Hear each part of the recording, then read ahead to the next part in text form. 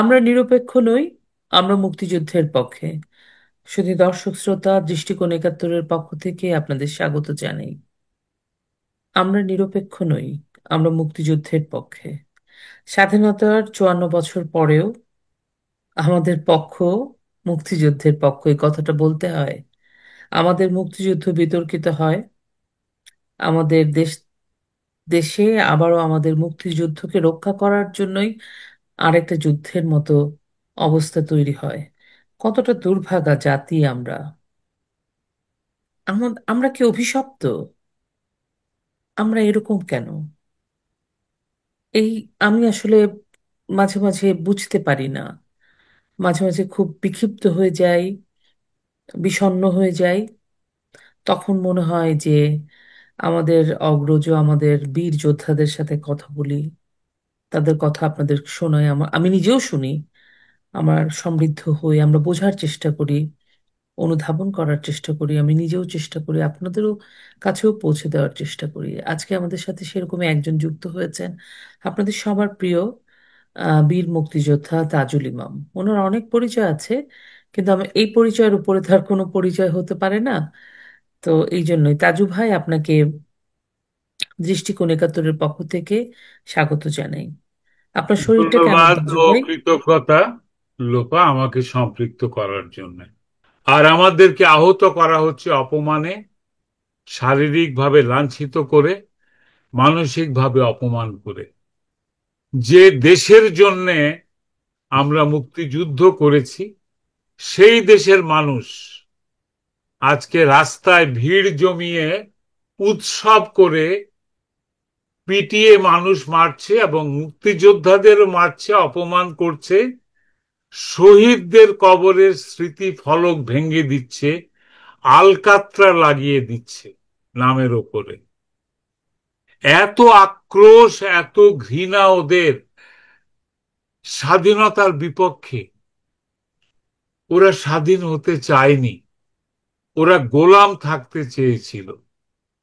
ওরা তাজু ভাই, ধর্মের নামে গোলাম হয়, ওরা রাজনীতির নামে গোলাম হয়, ওরা যে কোনো স্বার্থে ওরা গোলামি, এই গোলামির চিহ্ন কিন্তু আমরা 54 বছর পরে আমাদের শিক্ষিত সমাজেও দেখতে পাচ্ছি।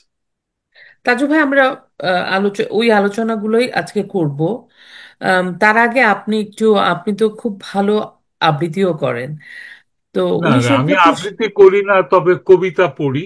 হ্যাঁ, কবিতা ওই পড়েন? কথাটা, হ্যাঁ। হ্যাঁ ওই কথাটা আমি বলতে চাচ্ছিলাম যে হুম। আজকে আমরা যে অনুভূতিটা দেশের জন্য, এই কথাগুলো, এই অনুভবটা কিন্তু আমাদের প্রাতঃস্মরণীয় কবি যারা, অদ্ভুতভাবে তারা ভবিষ্যৎ যেন দেখতে পেয়েছিলেন। হ্যাঁ, তারা লিখে গেছেন তাদের লেখায়। কবি শামসুর রহমানের সেই বিখ্যাত কবিতাটা, হ্যাঁ, আমি ওইটা একটু তোমাকে শুনতে চাই। পাওয়ার জন্য হে আচ্ছা, স্বাধীনতা, তোমাকে পাওয়ার জন্যে হে স্বাধীনতা, আর কতবার ভাসতে হবে রক্ত গঙ্গায়, আর কতবার দেখতে হবে খান্ডব দাহন। তুমি আসবে বলে হে স্বাধীনতা, সকিনা বিবির কপাল ভাঙল, সিথির সিঁদুর মুছে গেল হরিদাসীর। তুমি আসবে বলে হে স্বাধীনতা, শহরের বুকে জলপাই রঙের ট্যাঙ্ক এলো দানবের মতো চিৎকার করতে করতে। তুমি আসবে বলে হে স্বাধীনতা, ছাত্রাবাস বস্তি উজাড় হলো, রিকোয়েললেস রাইফেল আর মেশিন গান খই ফোটালো যত্রতত্র। তুমি আসবে বলে ছাই হলো গ্রামের পর গ্রাম। তুমি আসবে বলে বিধ্বস্ত পাড়ার প্রভুর বাস্তু ভিটায় ভগ্নস্তূপে দাঁড়িয়ে একটানা আর্তনাদ করলো একটা কুকুর। তুমি আসবে বলে হে স্বাধীনতা, অবুঝ শিশু হামাগুড়ি দিল পিতামাতার লাশের ওপর। কবিতাটি দীর্ঘ, কিন্তু এই যে চিত্রকল্পটা ফুটে উঠেছে, এটা এ উনি তো আমরা 1971 আজকেও সালেই দেখতে পাচ্ছি। লিখেছেন। হ্যাঁ, বলো, উনিশশো বলো। একাত্তর সনে যে মুক্তিযুদ্ধের অবস্থাটা ছিল, উনি যে বন্দি শিবির থেকে এক কাব্যগ্রন্থের এই এই যেটা কবিতাটাতে। লিখেছিলেন, হ্যাঁ, ওই প্রেক্ষাপটটা আজকেও এটা আজকে প্রাসঙ্গিক কেন? প্রাসঙ্গিক। আজকে কি আমরা দেখতে পাচ্ছি না জলপাই রঙের ট্যাঙ্ক কি আসে নাই 32 নম্বরে? হলুদ রঙের বুলডোজার কি আসে নাই? হ্যাঁ, জলপাই রঙের ট্যাঙ্ক নিয়েই তো ওরা এসেছিল। 700 থেকে 750 মিলিটারি সদস্য নিয়ে এসেছিল। এই এই সেনাবাহিনী, আমাদের আমাদের গৌরব সেনাবাহিনী, জাতির পিতাকে হত্যা করতে, একটা নিরপরাধ নিরস্ত্র মানুষকে সপরিবারে হত্যা করতে কাপুরুষের মতো এসেছিল কিনা? আজকে ডক্টর ইউনূসের বাংলাদেশ দখল যখন করেছেন, সেই ক্রেডিট তো তাকে দিতেই হবে। ডক্টর ইউনূসের বাংলাদেশে মৌলভীবাজারে একজনের বাড়িতে আগুন দিয়ে, সেই আওয়ামী লীগ ছাত্রলীগ করতো বোধহয় ছেলেটা, তার মাকে এবং তার চাচিকে কুবিয়ে মেরে ওই আগুনের মধ্যে ফেলে দিয়েছে জামাত বিএনপির সন্ত্রাসীরা। নোয়াখালীতে নামাজরত অবস্থায় ছাত্রলীগের একটা ছেলের মাকে কুবিয়ে হত্যা করেছে, কারণ তাকে বাড়িতে পায়নি। আজকে ডক্টর গত ইউনূস সমর্থন গতকালকে একটা দিচ্ছেন বাচ্চা এদের। ছেলেকে মেরে ফেলছে পিটিয়ে, রাস্তার উপরে পিটিয়ে ভিডিও। রাস্তার মধ্যে মেরে ফেলেছে, দেখলাম তো, লাঠি দিয়ে পিটাচ্ছে, মারছে, মেরে খুন করে আনন্দ পাচ্ছে এরা। খুন করে আবার লাথি দিয়ে দিয়ে দেখছে সে মরেছে কিনা। করেছে কিনা। তো এই যে বীভৎস উৎসব, এটা এছাড়াও তো বিভিন্ন ভাবে অপমান করছেন। অপমান দিয়ে শুরু করেছিলেন এই আমাদের মহাজন, তার এই এই তথাকথিত বিপ্লবী সরকার।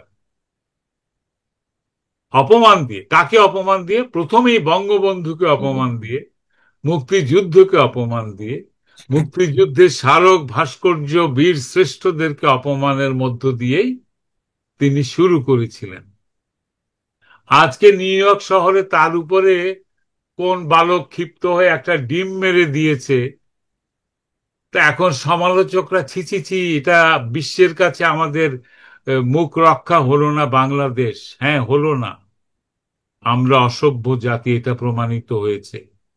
কিন্তু ওই যখন একজন ইয়েতে মুরাদনগরের সেই হিন্দু মহিলাকে মেরে পিটিয়ে বেধড়ক মার দিয়ে সম্পূর্ণ উলঙ্গ করে রাস্তা দিয়ে যখন হাঁটিয়েছেন, সেই ভিডিও যখন ভাইরাল হয়েছে, তখন কি দেশের ভাবমূর্তি নষ্ট হয়নি? ওই লালমনিয়ার হাটে হিন্দু পাড়ায় আগুন লাগিয়ে পুড়িয়ে তাদেরকে, মেয়েদেরকে লাঞ্ছিত করে, অপমান করে, তাদের পুরুষদেরকে কুবিয়ে মেরে ভিডিও করে ভাইরাল করেছেন। বৃদ্ধ মুক্তিযোদ্ধাদের গায়ে ধাক্কা মেরে, স্যান্ডেল দিয়ে মেরে, মেগা ফোন দিয়ে আঘাত করে, রক্তাক্ত করে ভিডিও করে ভাইরাল করেছেন আপনাদের মব সন্ত্রাসী এনসিপি সমন্বয়ক জামাত বিএনপির নব্য নেতারা করেছেন। সেগুলো কি বিশ্বের মানুষ দেখেনি? ৩,৫০০ পুলিশ মেরেছেন, পুড়িয়ে মেরেছেন, মেরে লাশ উল্টো করে ঝুলিয়ে দিয়েছেন ঢাকা রাজপথে, রাজধানীর মেট্রো রেলের ইয়ে থেকে, ওপর থেকে। বিশ্ব দেখেনি এগুলো? তাজু ভাই, এখানে একটা, এই প্রসঙ্গে এই যে পুলিশ মারা নিয়ে, এই যে ইউনুস, ডক্টর ইউনুস, উনি এতগুলো পুলিশ মারা গেল, মানুষ মারা গেল, হত্যা করা হলো, ওনারাই করলেন, পুলিশ হত্যা করলেন, কিন্তু একজন একটা রাষ্ট্রের আপাতত তো উনি প্রধান। উনি একটা পুলিশ অফিসারের কোনো পরিবারের সাথে কথা বলা বা তাদেরও তো বাচ্চা আছে, ছোট ছোট বাচ্চা আছে, কারো খোঁজ নেওয়া, খবর নেওয়া কিচ্ছু করেননি। এখনো পর্যন্ত 14 মাসে কতজন পুলিশ নিখোঁজ বা কতজন পুলিশকে হত্যা করা হয়েছে তার একটা সরকারি কোনো রিপোর্ট প্রকাশ করা হতে দেখিনি। এই ইউনুস আমেরিকাতে এসে যে যে পুলিশ অফিসারটা, বাঙালি পুলিশ অফিসারটা, বাঙালি বংশোদ্ভূত পুলিশ অফিসারের অবশ্যই খুবই ভালো কাজ করেছেন। তার বাচ্চা, পুলিশ অফিসারটা যে নিহত হলেন গোলাগুলিতে, তার বাচ্চার সাথে দেখা করে সেই ছবিটা সে, ইউনুস তার ফেসবুক ভেরিফাইড পেজে দিলেন যে উনি ওই পুলিশ অফিসারের বাচ্চাকে উনি আদর করছেন। তো আমাদের দেশে যেই রাষ্ট্রটার প্রধান উনি হলেন, সেই রাষ্ট্রের পুলিশ অফিসারদের বাচ্চারা বাচ্চা নয়। উনি তো এই না না, জনগণ। উনি তো তাদেরকে তো অস্বীকারই করেছেন। তিনি তাদের খুনি যারা, তাদের কি ইনডমিনিটি দিয়েছেন। তো বিচার হবে না, এদের কোন রকম মামলা হবে না, মামলা নেওয়াও যাবে না, মামলা করাও যাবে না, এবং হাস হাস, চুপচাপ, মুখ বন্ধ, কোনো কথা বলা যাবে না তাদের সম্পর্কে। বাংলাদেশের পুলিশদের মোরালিটি ভেঙে গেছে কেন? কারণ তারা ডিউটি করতে গিয়ে তারা প্রাণ হারিয়েছে। ৩,৫০০ পুলিশ হাউমাউ করে কেঁদেছে, নিজেরা ভিডিও করে ভাইরাল করেছে, বলেছে এইখানে এই লাশের গাড়িগুলোতে ভর্তি আমার পুলিশ ভাইদের লাশ, আমার সহকর্মীদের লাশ। ডক্টর ইউনূস সেগুলোর কোনো বিচার তো করেননি, সহানুভূতি জানানো বহু দূরের কথা, তিনি বিচার বন্ধ করে দিয়েছেন ইনডমিনিটি করে। বাংলাদেশে তো বঙ্গবন্ধুকে হত্যার পরেও ইনডমিনিটি দেয়া হয়েছিল, সেটা উইথড্র করতে ৩০ বছর লেগেছে। ২১শে আগস্টে বোমা হামলায় মামলা হয়েছিল, সেই মামলা সব কিছু খারিজ করে দিয়েছেন তিনি, সব খারিজ। যতগুলো সন্ত্রাসী ছিল জেলের ভিতরে, হিজবুত তাহরির, ওই হরকতুল জিহাদ বা লস্করি তৈয়বার বা হুজির, যেগুলো সন্ত্রাসী জেলখানায় ছিল, সবগুলোকে তো ছেড়ে দিয়ে, মানে জেল ভেঙে বেরিয়েছে তারা। এবং তারপরে এদেরকে ধরে জেলে ভরানো, এদেরকে মামলা থেকে খারিজ দিয়েছেন তিনি। তো কোনো বিচার ব্যবস্থা তিনি নাই বাংলাদেশে। তিনি এখানে এসে ওই যে ফেসবুকে পোস্ট দেওয়ার জন্য এখানকার পুলিশ অফিসারের, যিনি অন ডিউটি মারা গেছেন, তার সঙ্গে ছবি তুলেছেন। সে তো আমেরিকান পুলিশ। আপনি তুলেছেন ঠিক আছে, বাঙালি ছেলে, বাংলাদেশি বংশোদ্ভূত, আমরা আমরা গর্বিত তার সার্ভিস নিয়ে। আমরা কি আমাদের দেশের পুলিশদের জন্য গৌরব অনুভব করেছি কখনো? মুক্তিযুদ্ধের লোপা, মুক্তিযুদ্ধে প্রথম রেসিস্ট্যান্স এসছে রাজারবাগ থেকে। আমাদের পুলিশ বাহিনী, পুলিশ বললেই আমাদেরকে এখন, আমরা আমরা মুচকি হাসি। পাবলিক রীতিমতো গায়ে হাত তুলে মারধর করে, তাদেরকে রাবার বুলেট দেওয়া হয়, ওই আর আর বেতের লাঠি দেওয়া হয়, এই তাদের আত্মরক্ষা বা দাঙ্গা দমনের অস্ত্র। বিশ্বের সব জায়গায় পুলিশের কাছে, দাঙ্গা দমন পুলিশের কাছে অটোমেটিক গান আছে, শুধু বাংলাদেশে কোনো বন্দুক নাই। আকাশ থেকে ফেরেশতারা গুলি করে করে 7.62 মিলিমিটারের বোরের গুলি করে, এসএলআর গুলি করে, স্নাইপার রাইফেল দিয়ে ফেরেশতারা মেরেছে, শহীদ বানিয়ে দিয়েছে শত শত হাজার হাজার মানুষকে। এইসব গল্প তো একদিন শেষ হবে, লোপা। এই গল্প তো ছেলে ভুলানো গল্প বলে তো কিছু হবে না। আজকে বাংলাদেশে বিএনপির মতো একটা রাজনৈতিক দল, তারা চামচা হয়ে তাদের নেতা ডক্টর ইউনূসের সঙ্গে জাতিসংঘে বেড়াতে এসছেন। জাতিসংঘে তো রাজনৈতিক দলের নেতাদের ঢোকার কোনো নিয়মই নাই, আমরা তো দেখলাম।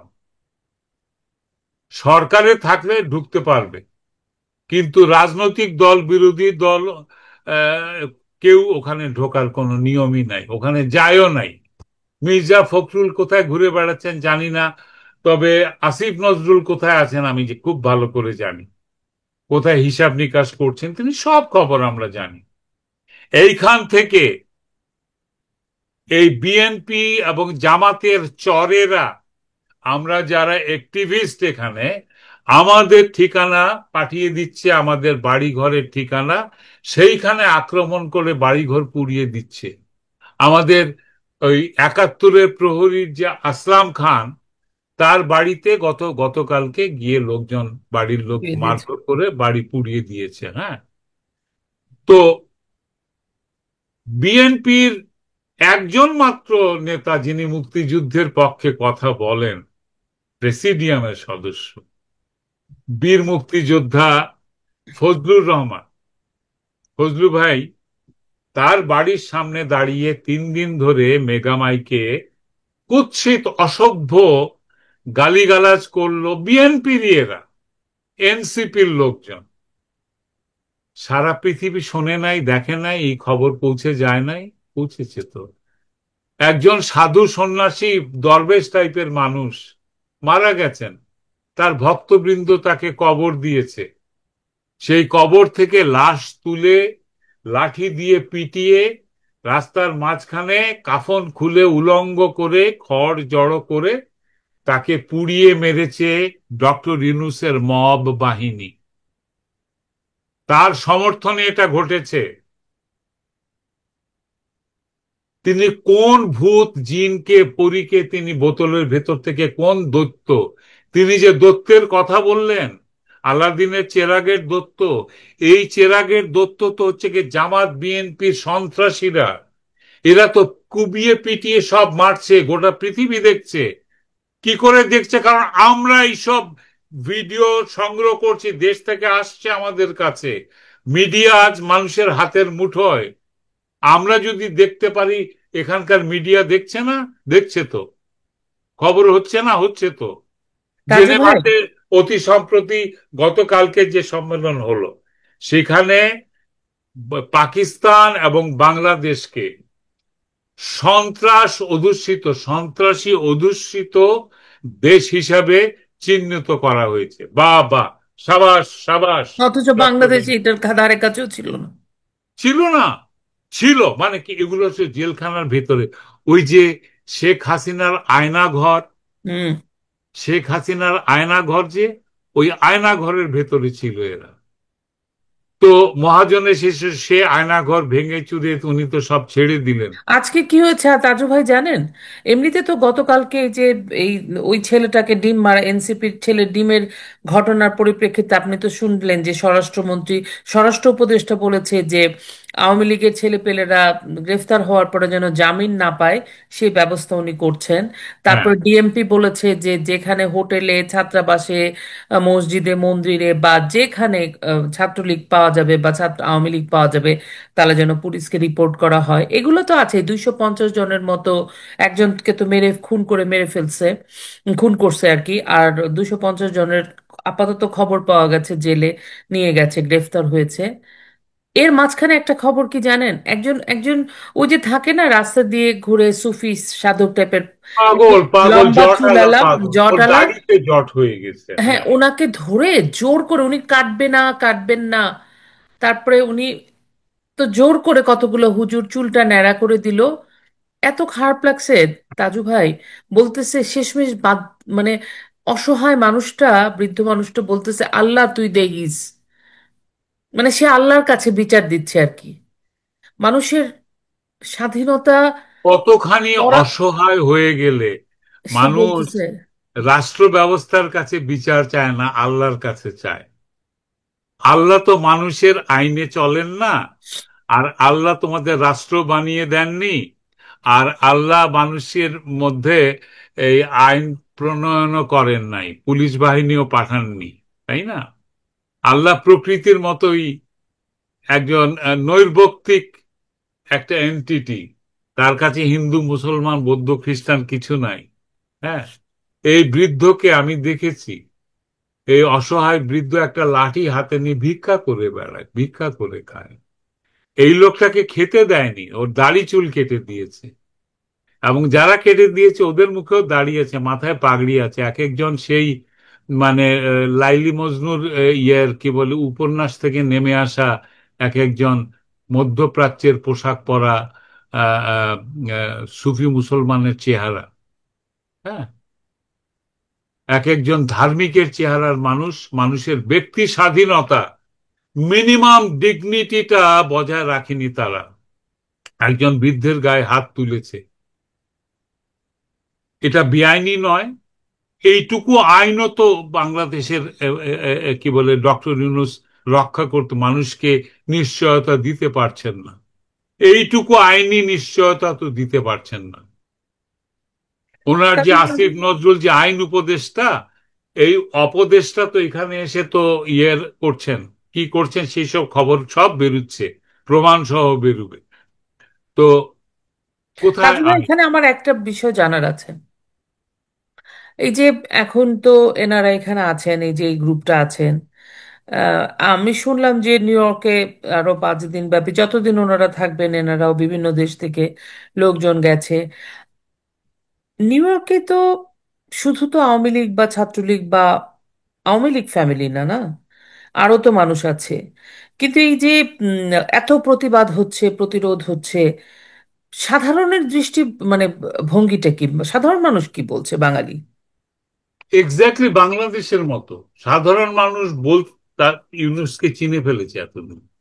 যারা রাজনৈতিক নয়, যেমন আমি রাজনীতি করি না, আমার মতো অন্ততপক্ষে 200-250 মানুষকে আমি চিনি যারা গান বাজনা নাটক লেখক সাহিত্যিকেরা। হ্যাঁ, আমরা তো রাজনীতি করি না। আওয়ামী সিম্পেথাইজার, হ্যাঁ হয়তো সিম্পেথাইজার আমরা, কিন্তু রাজনীতিতে আমরা সম্পৃক্ত নই, রাজনীতি করি না, কোনো রাজনৈতিক মিটিংয়েও যাই না। কিন্তু আজকে আমরা ওদের পাশে দাঁড়িয়েছি, আওয়ামী লীগের সঙ্গে একই বিক্ষোভ মিছিলে আমরা দাঁড়িয়েছি কেন? ক্ষোভ জানাতে, প্রতিবাদ জানাতে। মানুষের মনের মধ্যে যদি বিন্দুমাত্র বিবেক থাকে, স্বদেশ প্রেম থাকে, মুক্তিযুদ্ধের প্রতি, মহান মুক্তিযুদ্ধের প্রতি যদি সম্মান বোধ থাকে, তাহলে প্রতিবাদে তারা আসতেই হবে, প্রতিবাদ করতেই হবে। এই যে তোমার সঙ্গে আমি যে এই এই টক শো করেছি, হ্যাঁ এরকম আরো তো করেছি, আমি জানতাম না যে মানুষ কতখানি মনোযোগ দিয়ে আমার কথা শুনছে। আমি যখন এখন বাইরে যাই, কোনো পাবলিক গ্যাদারিং এ যাই, মানুষ এগিয়ে আসে, আমাকে জড়িয়ে ধরে, অপরিচিত মানুষ, যেটা আপনি আমাদের মনের কথাগুলো বলছেন। তার মানে আমাদের মনের যে ক্ষোভ আছে, এই ক্ষোভ অনেকের মনের মধ্যে আছে, আমরা সবাই হয়তো বলার সুযোগ পাচ্ছি না। আজকে ডক্টর ইউনূস এখানে এসছেন বলে, এবং উনি দুই বগলে দুজন শিখণ্ডী নিয়ে এসছেন, একজন জামাতের একজন বিএনপি, যাতে এখানে বিএনপি এবং জামাত তাকে সমর্থন দেয়। তো জামাত হয়তো দেবে, বিএনপিও কিছুটা দিয়েছে।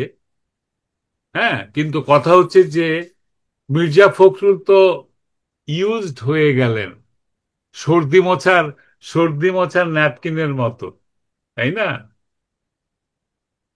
ওই ডিমটা পড়ার কথা ছিল তো ডক্টর ইউনূসের মাথায়, সেই ডিমটা কার পিঠে পড়লো? সম্ভবত বিএনপি করে ওই লোক, নাকি না না, জামাত, ও যাক। NCP, NCP. এনসিপি করে, হ্যাঁ এনসিপি ডিম খেয়েছে। তো এনসিপি ডিম খেয়েছে, এনসিপি তো ওই কি বলে, এ, মুক্তিযোদ্ধার বাড়ির সামনে গিয়ে অশ্লীল গালিগালাজ করছে, মুক্তিযোদ্ধাদেরকে উলঙ্গ করে রিকশায় করে ঘুরিয়ে সেই মুক্তিযোদ্ধা আত্মহত্যাও করেছেন, গলায় জুতার মালা পরিয়ে গালি মেরেছে। হ্যাঁ, অশালীন অশ্লীল স্লোগান দিচ্ছে যেখানে সেখানে তারা। এগুলো কি পৃথিবীর মানুষ শুনছে না? নাকি মনে করছে যে না, আমি বাংলায় বলছি আর কেউ বুঝতে পারবে না? আজকে তো আজকাল তো আর অনুবাদও করতে হয় না। এই যে তুমি আমি যে কথাগুলো বলছি, এগুলো অটোমেটিক্যালি ট্রান্সক্রিপ্টেড হয়ে ইংরেজিতে হয়ে গেছে। একটা উল্টো পাল্টা কথা বললে ফেসবুক থেকে ইউটিউব থেকে কিক আউট করে দেবে, দেবে না? আমার তো একটা প্রশ্ন আছে এখানে, তাজু ভাই। এই যে এটা আমি একটা নিরপে আপনি যেমন রাজনৈতিক দল করেন না, আমিও রাজনৈতিক দল করি না, আমরা সোশ্যালি অ্যাক্টিভিস্ট, সোশ্যাল কথা বলি, অ্যাওয়ারনেসের কথা বলি, মুক্তিযুদ্ধের কথা বলি।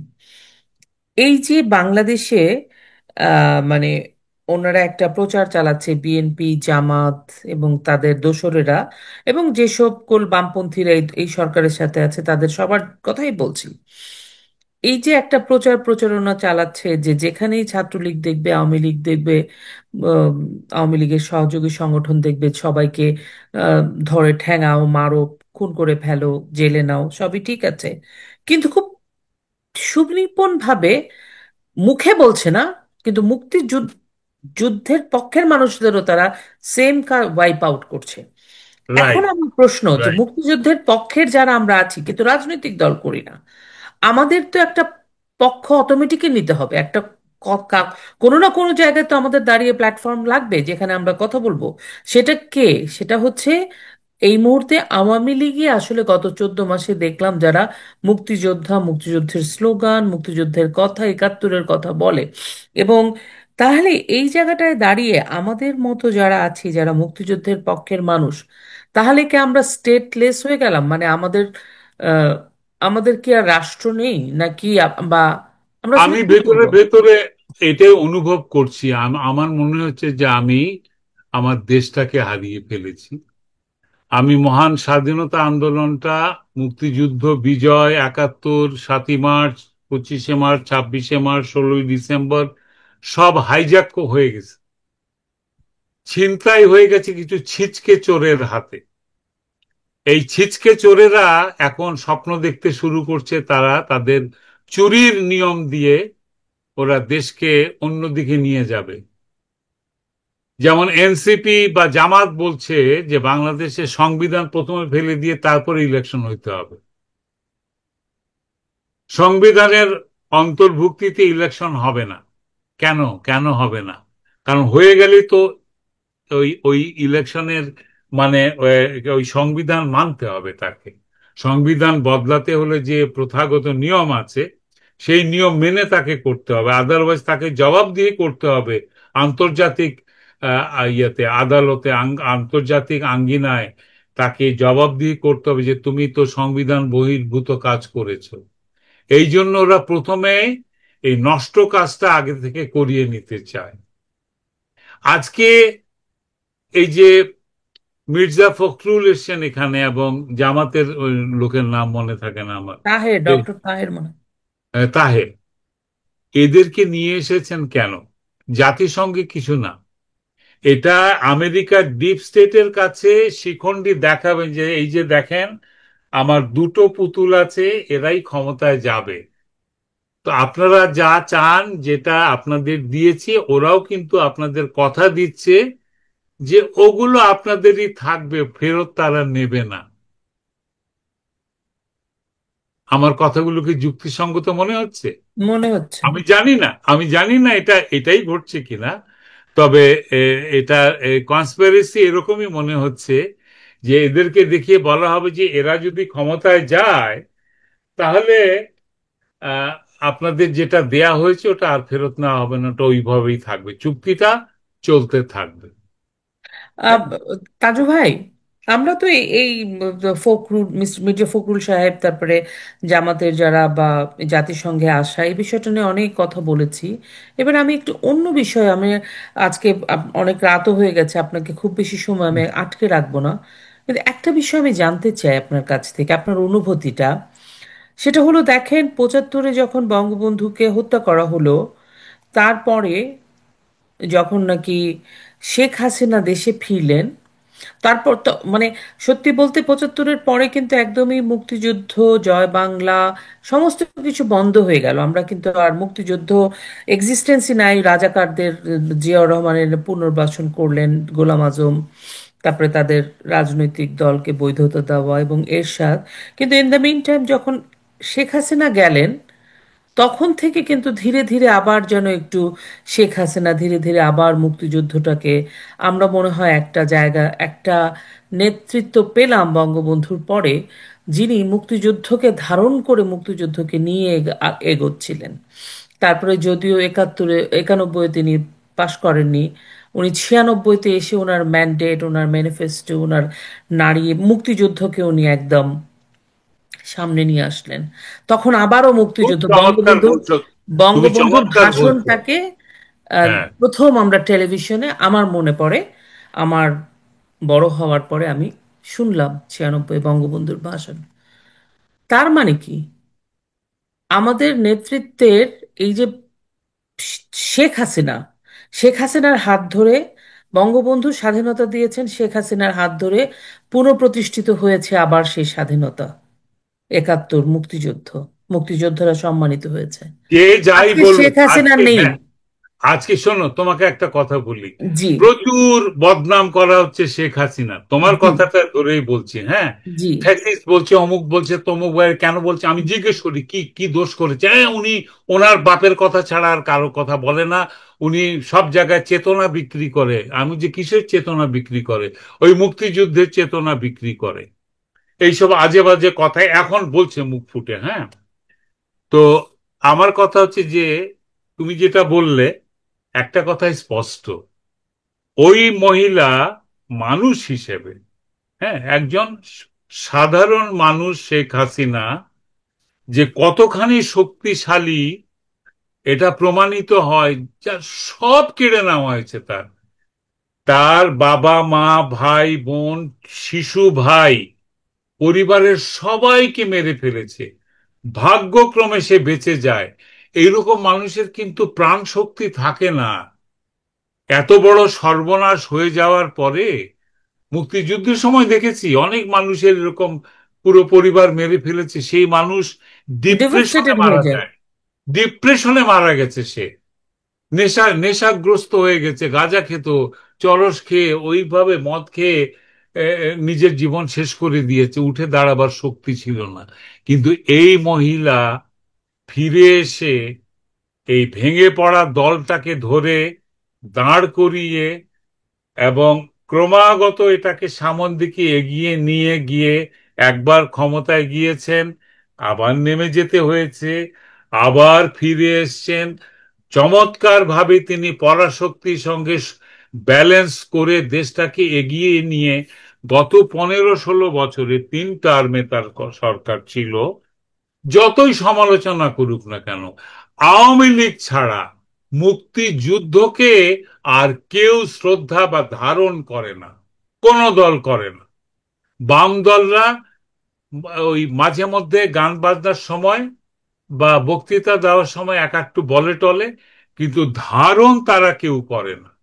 আর বিএনপি তো করেই না, যদিও ওরা দাবি করে যে ওদের নেতা মুক্তিযোদ্ধা, কিন্তু ওদের মধ্যে অনেক মুক্তিযোদ্ধা আছে, যেমন ফজলু ভাই মুক্তিযুদ্ধের কথা বলে। কিন্তু আজকে দেখলে ফজলু ভাইকে কেউ সাপোর্ট করেছে?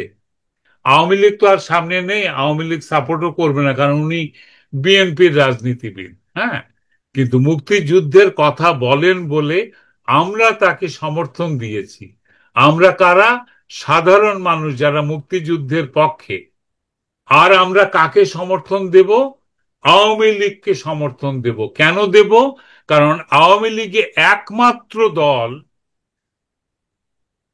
যারা মুক্তিযুদ্ধের যে আদর্শ, বাংলাদেশের যে আদর্শ, যে ধর্ম নিরপেক্ষতা, যে সমাজতন্ত্র, যে গণতন্ত্র, এটাকে একমাত্র আওয়ামী লীগ ধারণ করে, আর কেউ একটা ধারণ একটা করে। একটা বিষয়, আমি যেটা, তো আওয়ামী লীগ আছে, আমার আমার কাছে যেটা কয়েকদিন যাবৎ মনে হচ্ছে যে মুক্তিযুদ্ধটাকে যে পিছনে ফেলে জিয়া এবং পরবর্তীতে এরশাদ এগিয়ে যাওয়ার চেষ্টা, এগিয়ে যাচ্ছিলেন, শেখ হাসিনা মুক্তিযুদ্ধটাকে আবার সামনে নিয়ে আসলেন, মুক্তিযুদ্ধকে আবার রেস্টাবলিশ করলেন। শুধু এই যে শেখ এত, হাসিনা না, আর জাহানারা খালাম্মা, জাহানারা হ্যাঁ, খালাম্মার কথাও জাহানারা বলতে ইমাম হবে। আছেন, জাহানারা ইমাম অনেকেই আছেন, অনেকে মানুষ।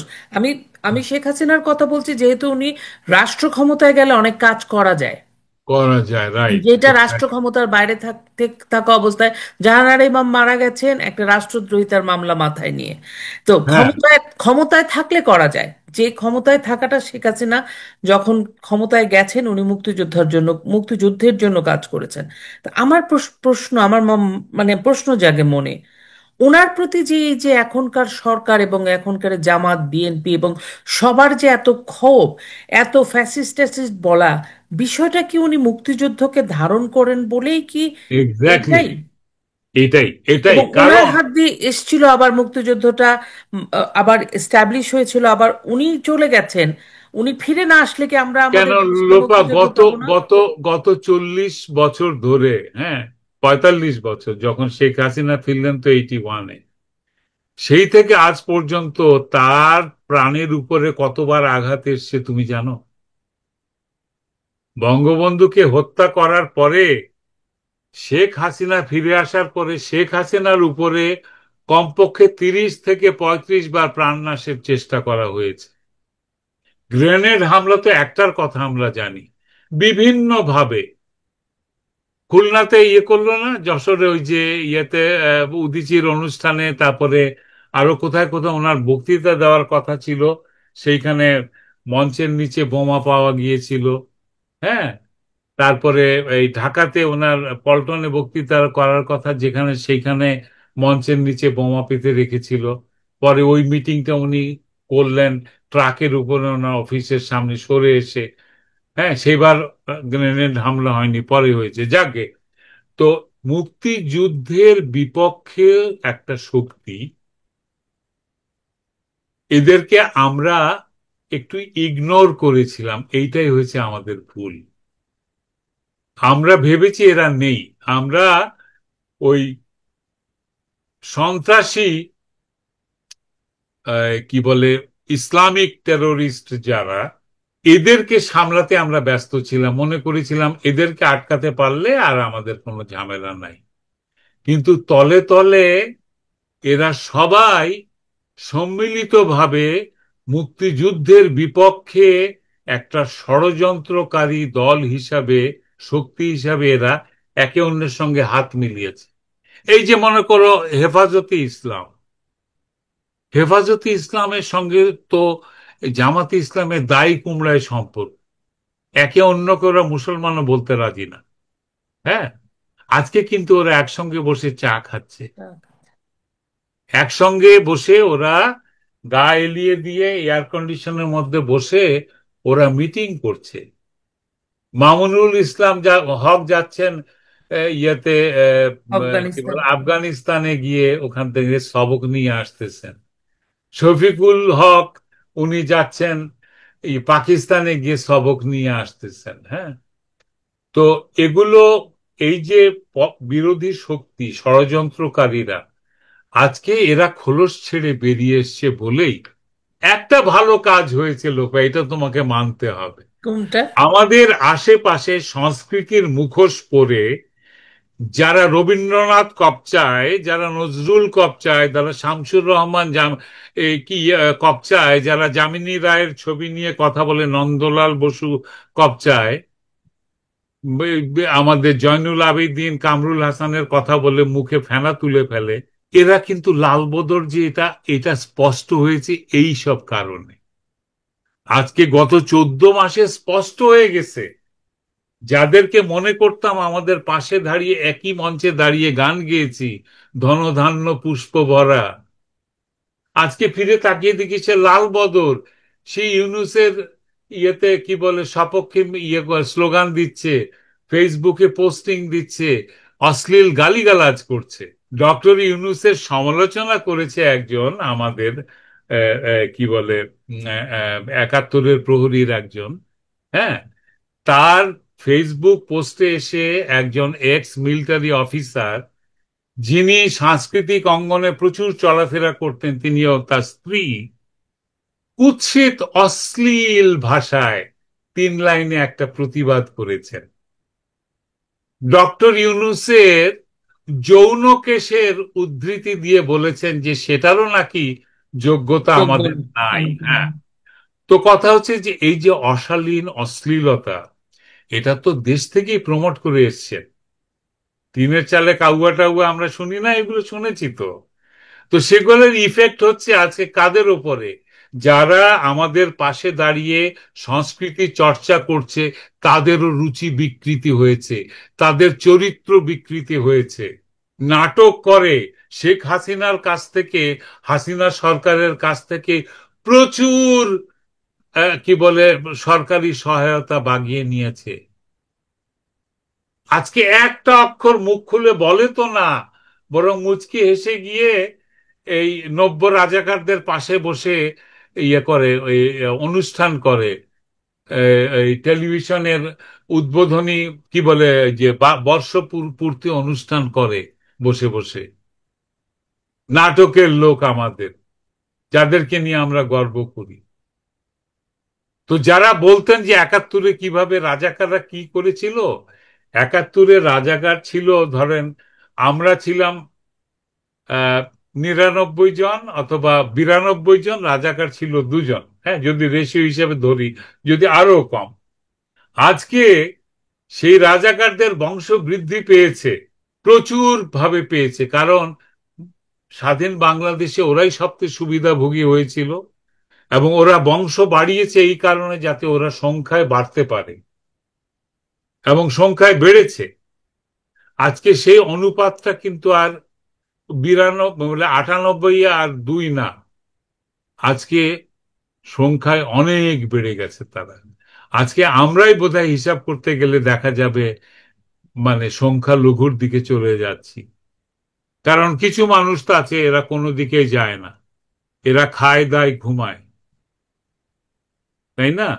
এদেরকে বাদ দিয়ে অ্যাক্টিভ মানুষকে যদি ধরি আমরা, আজকে ক্ষমতার বলে, ক্ষমতার দম্ভে যারা আজকে ক্ষমতা দখল করে আছে, তারা কিন্তু ওই রাজাকারদের বংশধর। রাজাকারই যে তা আমি বলবো না, রাজাকাররা তাদের ঘৃণার বীজ তাদের সন্তানদের মাথায় বপন করেছে। দেখো, এটা তো খুব স্বাভাবিক ব্যাপার। ছোটবেলায় বাবা মা যা বলেছেন আমরা সেটাই মেনে নিয়েছি, সেটাকেই শিরোধার্য করেছি। মিথ্যা কথা বলবি না, হ্যাঁ, গুরুজনদের সালাম কর, যা স্যার না তোর না টিচার, যা সালাম কর। শিক্ষককে সালাম করতে হয়, সেই ধুলি ধূসরিত পা, শিক্ষকের সেই পায়ের থেকে ধুলা নিয়ে মাথায় নিয়েছি, বাবা মা বলেছে বলে। তো রাজাকারদের বাবা মারা বলেছে যে বাংলাদেশ স্বাধীন হয়েছে ইন্ডিয়ার চক্রান্তে। আজকে তাদের মধ্যে ভারত বিদ্বেষ। এই ভারত বিদ্বেষ কেন বলো দেখি? মুক্তিযুদ্ধ বিদ্বেষ বলে। কারণ মুক্তিযুদ্ধ ভারত বিদ্বেষ। মুক্তিযুদ্ধে সহায়তা করেছিল, নইলে আর কোনো কিছু নাই। ওই যে আসিফ নজরুল বলেছে 21 লাখ, 20 লাখ, 26 লাখে মানে চাকরি করছে, কোথায় গেল এরা? আমি তো খোঁজ নিয়েছি কি পয়েন্টে শ্রীলঙ্কা থেকে এবং বম্বে থেকে গার্মেন্টস ফ্যাক্টরিতে কিছু মানুষকে হায়ার করা হয়েছিল, যারা বহির্বিশ্বে বাংলাদেশ গার্মেন্টসের মার্কেট করে দেন, যারা কথা বলতে পারেন বিদেশি বড় বড় কোম্পানির সঙ্গে। হ্যাঁ, তো ওইরকম কথা বলার লোক তো বাংলাদেশে নাই, ওই জন্য কিছু লোক হায়ার হয়েছিল। এবার যখনই এই 5ই আগস্টের পরে হুমকি ধামকি শুরু হলো, ওরা সবাই চলে ভদ্রলোকেরা গেছে। ভদ্রলোকের মতো চলে চলে গিয়েছে। গেছে। আর সেই সঙ্গে কি গিয়েছে জানো? আমাদের সব ক্লায়েন্টেল, সব। গতকালকেই একজনের সঙ্গে কথা হলো, আমার প্রতিবেশী, দেশে গার্মেন্টস ইন্ডাস্ট্রি ছিল, আহা, বন্ধ করে দিতে হয়েছে জানো, কারণ কোনো ক্লায়েন্টেল নাই। এবং বিক্রি করে দিয়েছেন কত দামে? পানির দামে কিনেছেন, 500 টাকায় বেচেছেন 30 টাকা। এটা এটা একটা কথা হলো? সেই গার্মেন্ট ইন্ডাস্ট্রি এমনিতেই তো বন্ধ করে ফেলে দিলেও তো হতো, তাই না? তো আমাদের গার্মেন্টস এর মেয়েগুলো কোথায় গেল? হুজুররা কিন্তু বসে আছে, পেটে যখন টান পড়বে তখন হুজুর ওই দাসীর খত লিখিয়ে নেবে। তুমি এটা জানো তো? ওরা দাবি করছে ওরা ইসলামে যেহেতু দাসী সরিয়ে আইন প্রথা চায়। আছে, ওরা বাংলাদেশে দাসী প্রথা চালু করবে।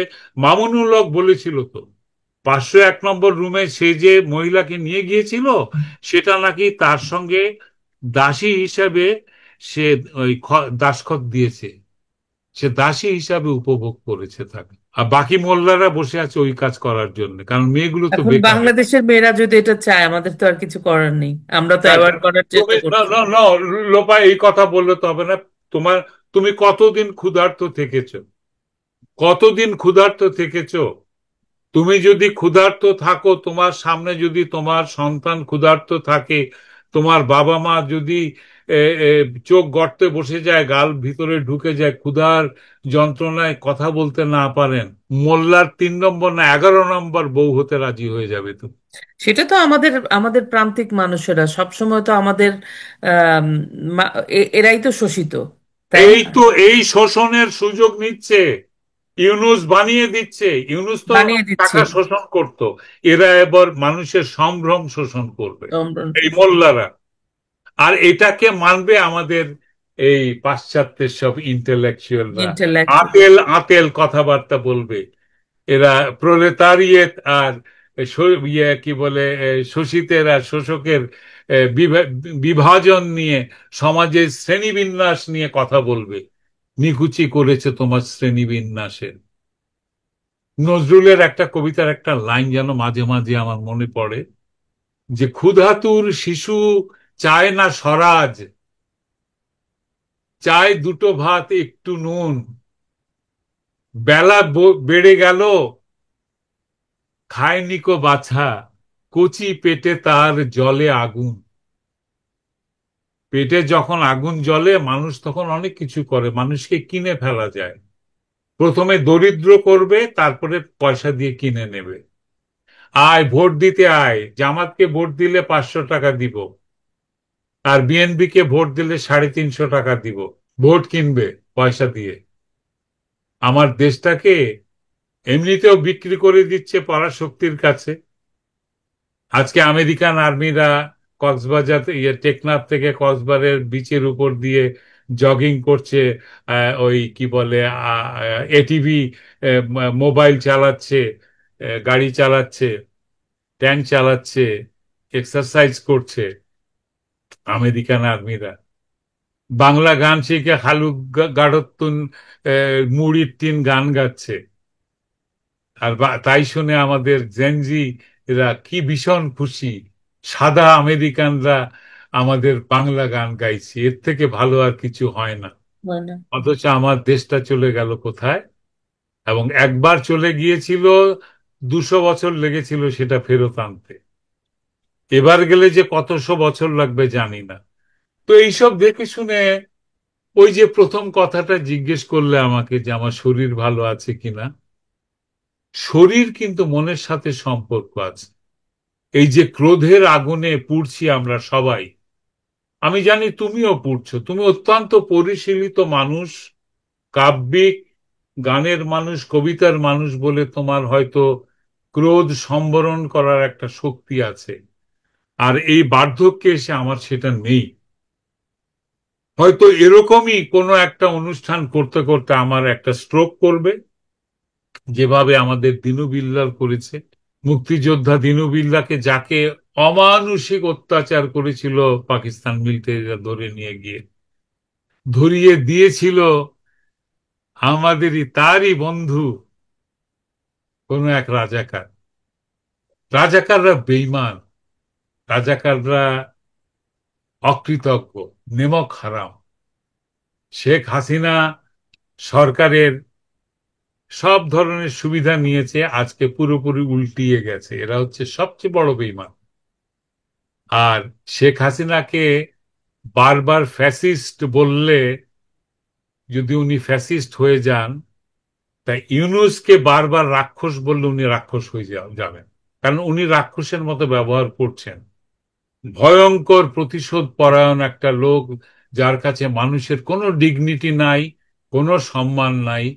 কাউকে অপমান করতে, পুরো জাতিকে অপমান করতে তার এক বিন্দু দ্বিধা হয় না। তিনি লন্ডনে বলেন নাই, বাংলাদেশের লোক খুব খারাপ, পয়সা দিলে এরা ভোট দেয়, বলেছে না? বলেছে। হ্যাঁ। পুরো জাতির ইতিহাসকে বলেছে ওসব রিসেট বাটন টিপে দিয়েছে, ওসব মুছে গিয়েছে। পুরো বাংলাদেশের মুক্তিযুদ্ধ, 30 লক্ষ মানুষের প্রাণ, আর আর 4 লক্ষ মানুষ, মা বোনের সম্ভ্রম, এসব ওনার জাস্ট রিসেট বাটন, সব মুছে গিয়েছে, মুছে গিয়ে তা এই লোকটার কোনো সম্মান নেই কোনো কিছুর প্রতি। তো তাকে কেন সম্মান করতে হবে? তাকে ডিম কেন মারলো? তাকে তো মাটির হাঁড়িতে অথবা বেলুনের ভেতরে বিষ্ঠা নিয়ে তার দিকে ছুড়ে দেওয়া উচিত ছিল। বজ্জাত লোকজন। আর বাংলা আর পৃথিবীর মানুষ আমাদেরকে অসভ্য জানবে। গত 11 মাস 14 মাসে ওরা জেনে গেছে আমরা কত অসভ্য। আমি অসভ্যই থাকবো। অনেক ধন্যবাদ দাজু ভাই, আপনি এত রাত সময় দিলেন। আপনার আসলে ঘুমানো দরকার, তারপর আমাদেরকে সময় দিলেন। আপনি সুস্থ থাকবেন, আমরা চাই আপনি অনেক দিন বেঁচে থাকুন আমাদের মাঝে। নিশ্চয়ই আমরা আমাদের দেশটা ফিরে তোমাকে পাবো। তোমাকে ধন্যবাদ, তোমার শ্রোতাদেরকে ধন্যবাদ। সবাই শেয়ার করবেন এই অনুষ্ঠানটা। এই কথাগুলো, আমার কথাগুলো যদি আপনাদের কথা হয়ে থাকে, আপনারা আমার মুখ থেকে বলিয়ে নেন, অসুবিধা নেই, শেয়ার করেন, তাহলেই হবে। সবাই জানবে, তাই না লোপা? জি। তাই তো খুব ভাবছি আমরা। ঠিক আছে, ঠিক। আজকের জন্য শুভরাত তাহলে, হ্যাঁ। হ্যাঁ। যদি দর্শক শ্রোতা, আশা করি আমাদের তাজুল ইমাম ভাইয়ের কথা আপনাদের ভালো লেগেছে। আপনারা ভালো থাকবেন, নিরাপদে থাকবেন, সুস্থ থাকবেন, প্রতিবেশীর দিকে খেয়াল রাখবেন। আপনাদের শুভকামনায় আবারও কথা হবে। জয় বাংলা, জয় বঙ্গবন্ধু।